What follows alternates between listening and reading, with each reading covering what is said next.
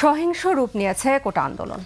সরকারি চাকরিতে কোটা সংস্কারের দাবিতে আন্দোলনরত শিক্ষার্থীদের ভাঙচুর এবং পুলিশের সঙ্গে সংঘর্ষের রণক্ষেত্রে পরিণত হয় শহীদ মিনার, সায়েন্স ল্যাব মোড় সহ রাজধানীর বিভিন্ন এলাকা।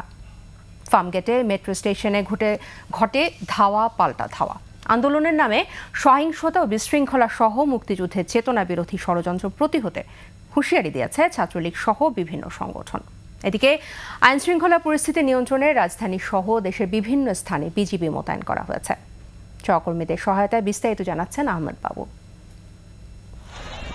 সরকারি চাকরিতে কোটা সংস্কারের দাবিতে আন্দোলনে নেমেছেন ঢাকা বিশ্ববিদ্যালয় সহ বিভিন্ন শিক্ষা প্রতিষ্ঠানের শিক্ষার্থীরা।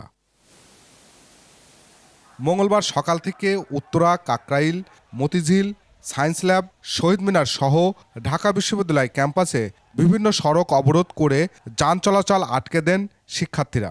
মহাখালীতে রেলপথ অবরোধে বন্ধ হয়ে যায় রেল চলাচল। বাড্ডা, শহীদ মিনার ও সায়েন্স ল্যাবরেটরি মোড়ে পুলিশের সাথে সংঘর্ষে জড়ান আন্দোলনরতরা।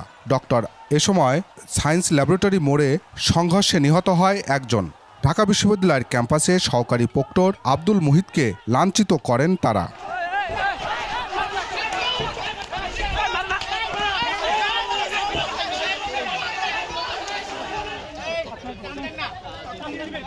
কেন্দ্রীয় শহীদ মিনারে বিক্ষোভ সমাবেশে কোটা বাতিল নয়, সংস্কারের দাবি জানান তারা। নিজেদের সেভ করার জন্যই আমরা আজকে সবাই প্রস্তুতি নিয়ে এসেছি। আমাদের সকলের দেয়ালে ঠেকে গেছে, আমরা আর এখান থেকে আর পিছিয়ে যাওয়ার সুযোগ নাই।